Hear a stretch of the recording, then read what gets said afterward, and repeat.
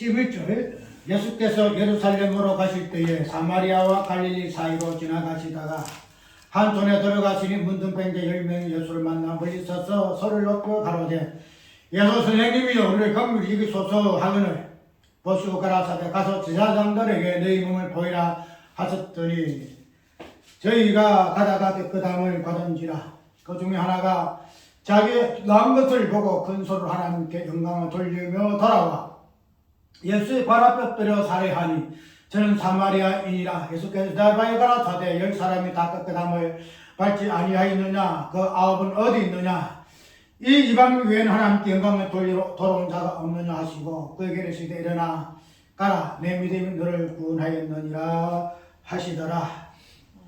아멘. 우리가 누가복음 17장은 잘 아는 내용이죠. 문둥병자 10사람이 예수님께 치료를 받았는데 9사람은 없어지고 한 사람만 하나님께 예수님께 와서 감사했다 하는 이 부분인데 우리가 이 부분은 몰라 내가 이 부분에 대해서 설교를 누가 어떻게 하는지를 그걸 내가 모르겠는데 이 부분이 단순하게 그냥 이방인의 어떤 사마리아인 한 사람이 이방인에 대한 감사하는 어떤 그 한 사람에 대한 감사하는 이 부분을 의미하는 것이 아니고 이러한 본문을 통해서 진정한 하나님께 감사함이 또한 영광이 되어지는가 하는 이 부분들이 연결되어지는 것으로 우리는 이해하게 되어지게 되면 단순하게 하나님 앞에 이방인에 대한 감사가 주로가 아니다 하는 부분을 내가 오늘 이야기할 거예요. 이분을 이야기하기 위해서는 우리가 구약 성경도 좀 살펴봐야 할 것이고 특별히 신약의 9장을 한번 찾아보게 되면 오늘 본문과 비슷한 내용이 나와요. 9장을 찾아보면 어떤 내용이 하면 51절에 9장 51절 찾아보세요. 보면은 예수께서 성전하실 기한이 차감해 예루살렘을 향하여 올라가기로 굳게 결심하시고 사자들을 앞서 보내시며 저희가 가서 예수를 향하여 예수를 위하여 예비하려고 사마리아인의 한 촌에 들어갔더니 예수께서 예루살렘을 향하여 가시는 거로 저희가 받아들이지 아니하는지라. 제자 야고보와 요한이를 보고 가라오되 주여 불을 명하여 하늘로 쏟아 내려 저희를 내라라 하시기를 원하시나이까. 예수께서 돌아주시고 함께 다른 촌으로 가시니라 하는 내용이 나와요. 내용인데 이러한 내용은 단순하게 어느 9장에 있는 그 내용의 어떤 단독적인 본문을 가지고도 예수님의 성천하신 이 부분을 그 어떤 지역과의 관계 속에서 우리가 이야기를 할 수 있겠지만 오늘 이 본문은 특별히 17장에 있는 이방인의 그 감사하는 이 부분들이 단순하게 사건 어떤 특정 내용 이방인에 대한 감사거든요. 문둥병자가 예수님의 치료를 받아가지고 이렇게 완전히 낫게 되어졌는데 그런 부분에서 9은 없어지고 한 사람 특별히 이방인이 사마리아인이 하나님 앞에 예수 나와서 감사하는 그런 내용을 통해 되면은 이 본문 통해서도 그 이방인에 대한 감사하는 이 부분을 우리가 설명하시는 부분이나 그러나 이 부분이 그 장에 나오는 예수님께서 성천하실 기약에 차가기 위해서 예루살렘 올라가는 그 과정에서 경유지가 어디에 나와요? 경유지가 사마리아와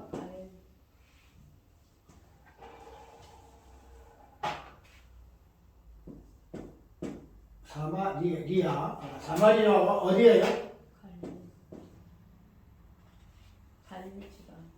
갈릴리죠? 네. 사마리아와 갈릴리 사이로 지나가는 거예요. 여기 지금 지나가면서 그 이제 9장에 나오는 이 내용은 이제 오늘 본문 속에서 나오는 이 부분이 빠져 있죠. 빠졌는데 어쨌든 예수님이 성천하실 저 예수 십자가에서 죽으시기 위해서 가는 그 과정에서 이런 사건이 발생했다는 거죠. 발생했는데 이런 부분들이 설명이 되어져야 뭐가 돼요? 이방인의 사마리아인의 감사의 그 의미가 무엇인가가 나오게 된다는 거예요. 그걸 우리가 연결시키지 못하고 단순하게 사마리아인의 감사, 유대인들은 아합은 없어지고 이 사마리아이라 하니까 본문에서는 이방인이라고 이야기하고 있고, 그럼 아합은 무슨 어떤 사람이에요? 유대인들이나 제사장들이나 다른 이런 조석들이겠죠. 그런데 이런 것들이 없어지고 이방인이 사마리아가 감사하는 것을 통해서 이방인에 대한 감사의 어떤 본질 부분을 이 사건을 통해서 이야기하는 것이 우리가 정석이에요. 그 부분이 정석인데, 그런데 단순하게 이런 이방인 어떤 사마리아인에게 의한 이런 감사와 하나님에 대한 영광의 어떤 개념이 어떤 이방인의 사마리아인 이 사건의 이런 이방인에 대한 이 부분만 초점적으로 설명하고 있지 않다는 거죠. 왜 그런가 하면은 예수님이 이런 사건이 이제 이루기 전에 들어가고자 하는 지금 서론적인 부분에서 그런 되시는 부분이 뭔가 하면은 들어가는 경로지가 어딘가 하는 부분이거든요. 예루살렘 올라가는 그런 과정에서 이렇게 지나가는 곳이에요. 지나가는 곳인데 그 지나가는 곳에서의 그 지명이 뭔가 하면은 사마리아와 갈릴리 사이로 지나간다. 이렇게 이야기를 하고 있다는 거죠.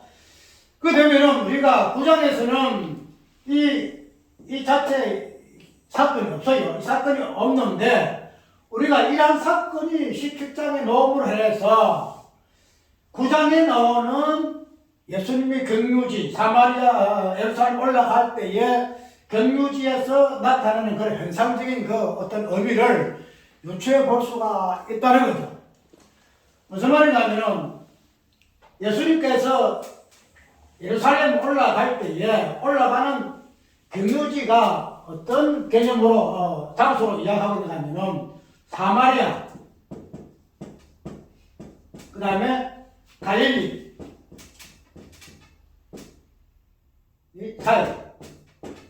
이 사이로 따로 지나간다는 거야. 사마리아도 접촉해가 있고 갈릴리도 접촉되어 있는 이 사이길로 예수님은 좀 지나가는 거예요. 지나갈 때에 그러면은 열사람 문둥병자가 치유되는 이 사건이 나오는 거거든요. 그렇게 되면 우리가 구장에서에 나타나는 예수님의 어떤 가정 속에서 이 사마리아 사람들은 예수님을 용납하지 않았죠. 용납하지 않냐고. 왜? 유대인 예수께서 올라간다는 거예요. 올라가게 되면은 올라가는 부분에서 그냥 그들이 양보해서 예수님 올라가세요. 우리 땅을 지나세요. 이렇게 하면 될 것인데 이 사마리아인의 이방인들이 어떻게 해요? 못 올라가게 해방하는 거예요. 해방함으로 인해서 예수님은 아마 다른 어떤 글을 통해서 올라가는 것인지 모르겠는데 그래서 어쨌든 경유지에서의 예수님이 어떤 예루살렘 올라가는 길 자체가 해방을 받는다는 거죠. 그런 부분에서 오늘 우리는 예수님께서 올라가는 이 예루살렘이라는 이 지역에서의 의미가 뭐예요? 성천의 개념이죠. 성천. 정말 십자가의 어떤 죽음이라는 개념이라. 십자가 죽음에서 올라가는 이 예수님의 행보를 사마리아의 이방인의 이 조석들이 막았다는 거죠. 그래서 안 돼, 못 가. 그러면 예루살렘 가지 마. 이런 부분에서 이 누가복음 9장의 어떤 양서를 기린다는 거예요. 그런 과정에서 오늘 이러한 이방인에 대한 감사가 나오는 거거든요. 그 되면은 우리가 이 예루살렘, 그 사마리아와 갈릴리라는 이 지역에서의 예수님이 통과하는 그 길의 여정이 끝은 어디에? 끝은 예루살렘이잖아요. 예루살렘. 가정이 뭔가 하면은 사이길.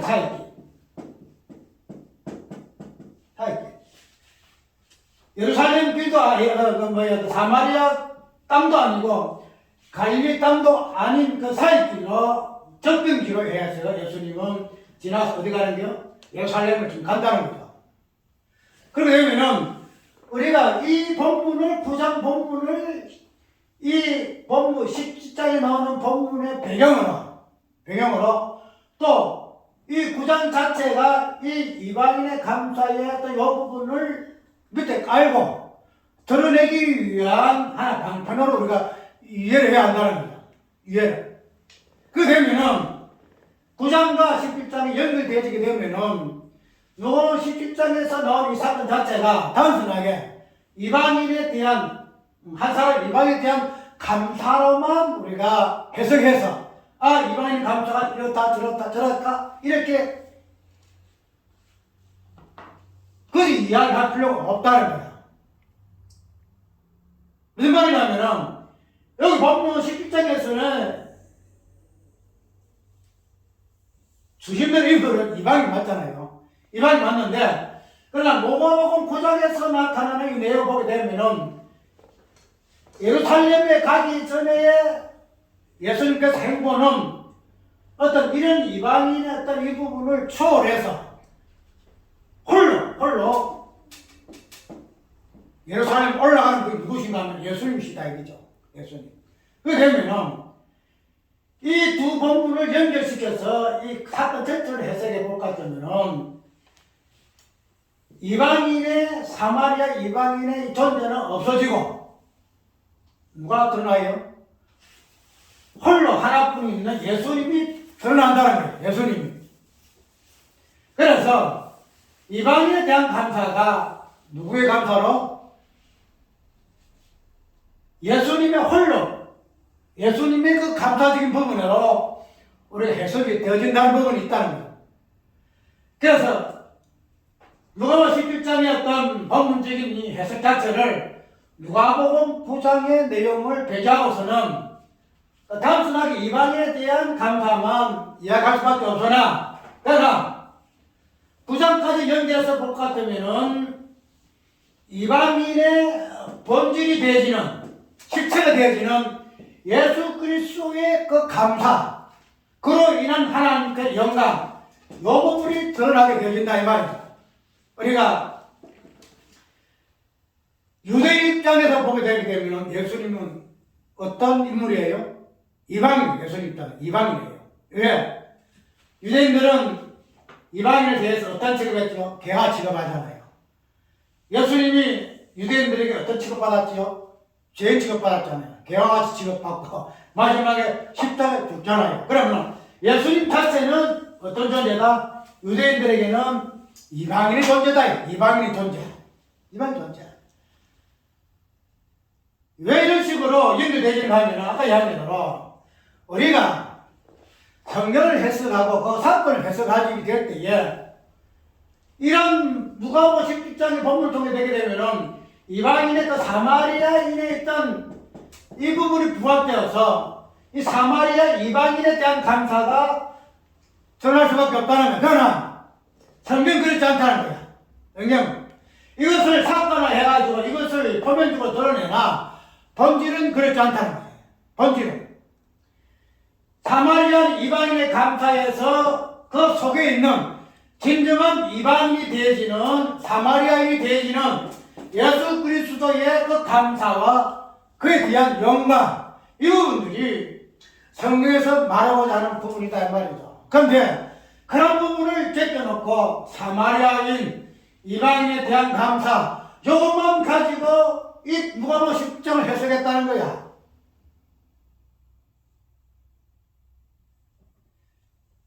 그러면은 누차 이야기하자면은 예수님 어디 가고 없어. 예수님 없어져. 그냥 사마리아 이방인에 대한 감사는 넣었지. 신령한 성경에서 나타내고자 하는 이방인의 본질, 이방인의 머리가 되는 이방인의 본질이 되어지는 예수 그리스도에 대한 그 자체는 하나도 없어. 이거 복음 아니야. 그냥 사마리아 이방인 이건 나지. 진정한 이방인의 어떤 실체가 되는 예수님 대해서는 더 감사되어서는 우리가 아까 이야기한 대로 이 부분들이 사마리아 그 다음에 갈릴리. 이 사역을 했죠. 우리가 이 부분을 사역적인 부분을 보게 되면은 본문 속에 어떻게 나온가 하면 창세기 15장에 보게 되면 이런 부분이 나와요. 창세기 15장. 그래서 하나님이 아브라함에게 어떤 것을 했는가 하면 재물을 준비하라. 15장에 보게 되면은 16절.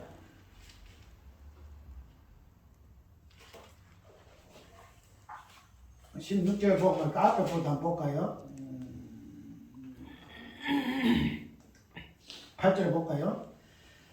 그가 가로되 주 여호와여 내가 이 땅으로 업을 삼을 줄을 보고서 알리이까 여호와께서 그에게 이르시되 나를 위하여 3년 된 암소와 3년 된 암염소와 3년 된 수양과 3분의 1와 직부지 새끼를 처할지니라. 아브라함이 그 모든 것을 취하여 그 중간을 쪼개고 그 쪼갠 것을 마루 귀하여 놓고 새는 그 쪼개지 아니하였으며 설기가 그 삿지에 내릴 때에는 아브라함이 쫓았더라.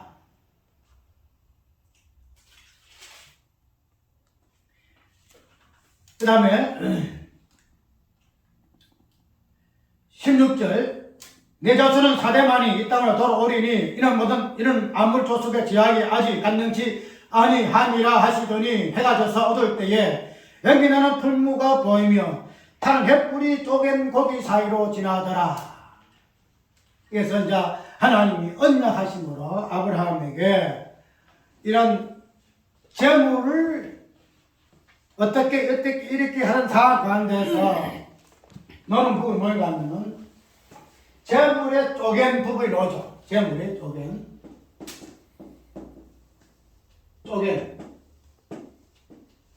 그래서 이 재물 쪼갠 사이에 뭐가 지나요?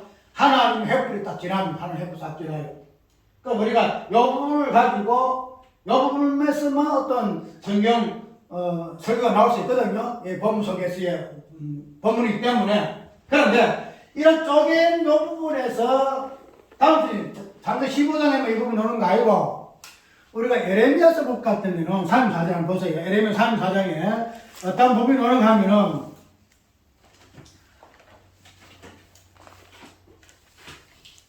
성경은 자주 있고 그 암송을 해야 되는데 이 10절 안에 34장을 보게 되면은 이런 말씀이 나와요. 17절에 그러므로 나 여호와가 이같이 말하노라. 너희가 나를 듣지 아니하고 각기 형제와 이웃에게 자유로 선한 것을 행치 아니하였은즉 내가 너희에게 자유로 선언하여 너희를 칼과 연병과 기근에 붙이리라. 나 여호와의 말이니라. 내가 너희를 세계 열방 중에 흩어지게 할 것이며 송아지를 둘에 쪼개고 그 두 사이로 지나서 내 앞에 언약을 세우고 그 말을 지나치 아니하여 내 언약을 품한 너희를 꽃 쪼갠 송아지 사이로 지난 유다 방백들과 예루살렘 방백들과 한간들과 제사장들과 이 땅 모든 백성을 이런 말씀 나오죠. 이 본문 속에서 보게 되면은 하나님께서 이스라엘 백성들에게 언약하셨죠. 무슨 이야기는 많은 사람들에게 자유를 선언하라. 내가 너희에게 자유를 주지 않냐. 그러면 너희들도 자유를 선언해서 평화의 요구를 전하여라. 이랬는데 이스라엘 백성들은 그렇지 않거든. 자유를 선언해야 될 것이지만 자유들은 자유를 누리면서도 많은 사람들의 자유를 주지 않겠다는 거예요. 그런 부분에서 하나님께서는 어떻게 해요? 그런 부분에 잘못된 죄악을 심판하는 부분에서 여기다 보면은 재물을 쪼갭니다. 재물을 쪼개요. 재물을 쪼개서 그 사이에 무엇을 진행하냐면은 그런 죄악을 지난 유다 방백들 본문에서 어떻게 나와요?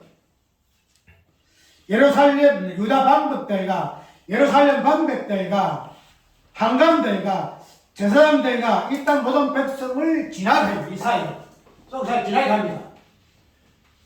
아까 우리가 창세기 15장에서는 쪼갠 사이로 뭐가 지나가지요? 횃불이 지나가죠. 횃불이 지나갑니다. 횃불이라는 것은 하나님의 심판을 의미한단 말이죠.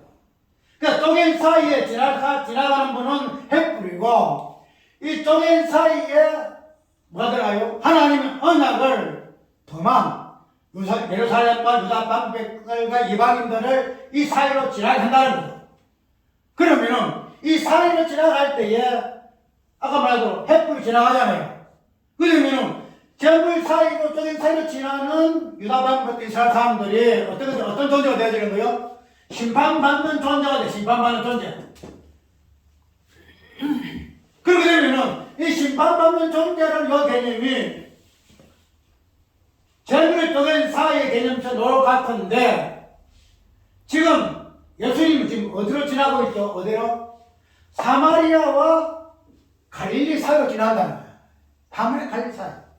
그러면은 사이에서 지날 때에 아까 사이는 횃불이 지나고 그 앞에 결국은 유다 방백, 예루살렘 방백들이 지남으로 인해서 그 지남으로 인해 하나님 횃불을 통해서 그들은 하나님 심판을 받는 존재가 된다는 거죠. 그러면 예수님이 사마리아와 갈릴리 사이로 지낼 때 예수님의 모습은 어떤 모습입니까? 어떤 모습입니까? 어떤 모습이에요?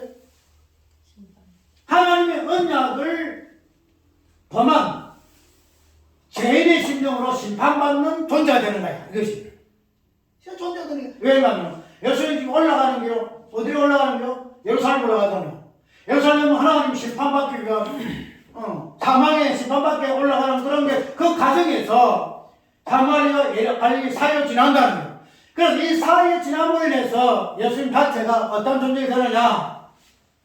이방인의 그 지하 갈릴리는 어떤 존재예요? 흑암에 앉은 존재. 이방인의 땅, 사망에 앉은 땅. 그런 존재가 갈릴리 사람들이잖아요. 기자들이 여기서 부름받았잖아요. 마지막에 갈릴리로 내가 죽거나 부활해서 갈릴리로 갈 것이 너희들 이리 오너라. 갈릴리 한 줄 가진 것을 그해라 저걸 이야기했는데 이 사마리아와 갈릴리 사이에 예수님을 지나는 모습을 통해서 당신은 어떤 존재다?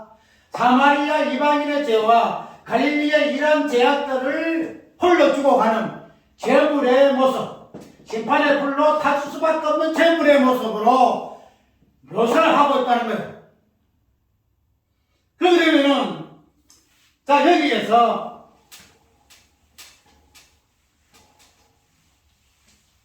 감사하는 존재가 어떤 존재예요? 감사하는 존재가 다른 존재는 아무도 없잖아요. 지금 말해서 유대인들이나 뭐 제사장들이나 유대인들 가운데서 문제들 있을 거 아니에요. 분명히 여기서 이방인 하나를 이방인 하나 9명은 전부 유대인들이고 하나만이 이방인이란 말이에요. 이방인. 그렇게 되면은 우리가 이 부분에서 이방인의 감사는 아까 얘기한 이방인은 단순하게 이 17장에 나오는 그 한 사람 의미하는 아니다 말이죠. 이방인 나왔던 17은 어떤 누구라 그랬죠? 진정한 이방이 되는 예수님. 예수님이 이런 모습 속에 보여준다는 거죠. 그러면 이방인의 감사는 결국은 누구의 감사예요? 예수 그리스도의 감사예요. 예수 그리스도의 감사. 아합은 도망갈 수밖에 없어요. 아합은. 왜? 아합은 예수님 존재가 아니잖아요. 이방인 아니잖아요. 특별히 예수님의 감사할 수 있는 이런 존재가 아니란 말이에요. 그래서 아합은 변제될 수밖에 없고 이방인 사마리아인 하나만 이게 누구를 보여주는 거예요? 이방인의 십자가된 예수 그리스도. 그래서 로마서 17장의 이 내용, 로마 9장은 하나로 묶어서 현명한 이방인의 그 죄 본질을 안고 심판을 받을 수밖에 없는 예수님이 어떻게 죄와 사망에서 구원받은 존재인가? 우리 실질적 부분에서 예수님은 우리가 본문 보게 되면 어쩌가지고 네가 고침받은 것을 어디 가서 제사장들에게 몸을 보이라. 지금 율법의 증거를 받는 거예요. 율법 증거.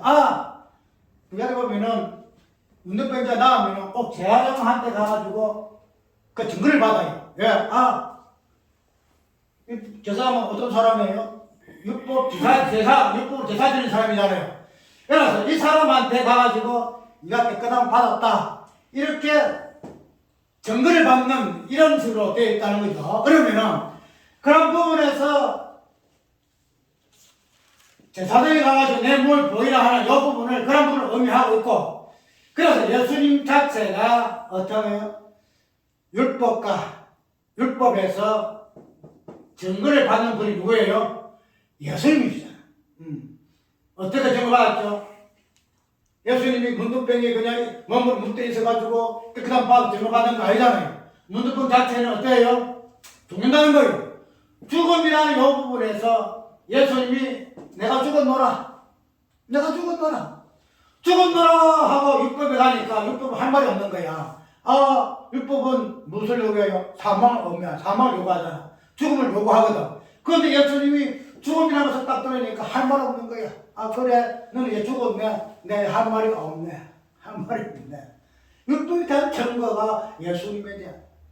그래서 이런 부분에서 예수님은 오직 홀로 아합은 도망갈 수밖에 없고, 그냥 그래서 아합이 왜 배망덕하고 왜 감사를 못했느냐, 이런 부분을 가지고 해야 할 것인데 그들이 뭐랬다? 우리는 그래 하지 말자, 이렇게 하자 이 말이죠. 아합이 그 자체는 벌써 감사할 수 있는 존재 아니에요. 왜냐하면 아합 중에 하나 10의 1 맞죠? 10분의 1 10의 1 11조. 여러분, 내가 왕성기 부분을 이야기하잖아요. 여러분의 10의 1은 하나를 통해서 10을 전부 다 포함하잖아요. 비록 이들은 본질적 부분에서 감사할 수 없는 존재이나 이 하나 안에 있는 10이기 때문에, 9이기 때문에 근원적으로 문둥병자들은 어떤 존재예요? 하나님 앞에 감사드리는 존재다.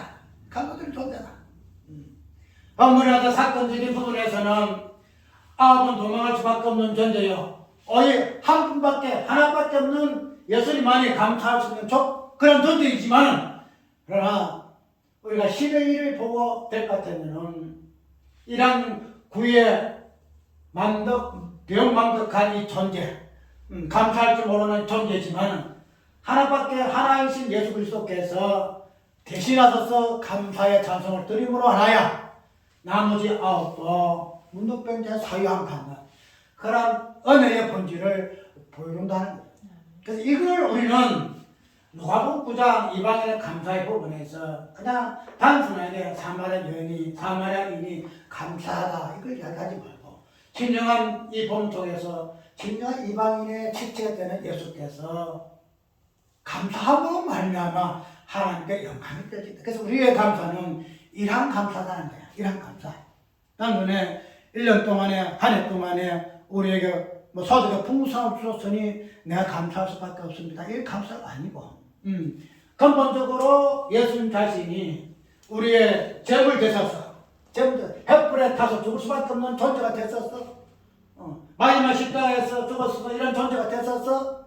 그러므로 말미암아 우리의 죄와 허물이 용서받는 이런 진정한 구속에 대한 감사, 이런 부분이 오늘 누가복음 9장 17장 오늘 우리가 1년에 한 번 드리는 감사의 본질이라는 사실 우리가 기억해야 합니다.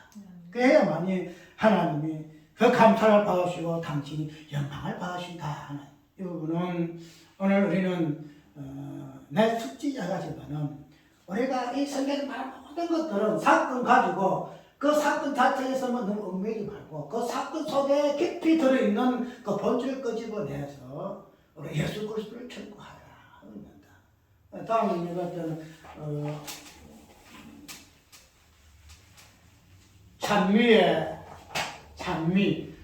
찬미하며 가니라 우리 저거 나거든요. 마지막 6월절 할 때에 찬미하며 가니라 여기 나와요. 가운데 히브리서 보게 되면은 찬미 제사를 드리자. 오늘 우리 여호 목사가 오늘 이 설교를 해요. 찬미 제사를 드리자. 이렇게 나와요. 그런데 우리가 이런 찬미의 요구 부분이 장례 제사를 드리자 해서 이렇게 한다는 것으로 되어 있으나, 그러나 진정한 장례 제사는 우리가 할 수 있는 게 아니에요.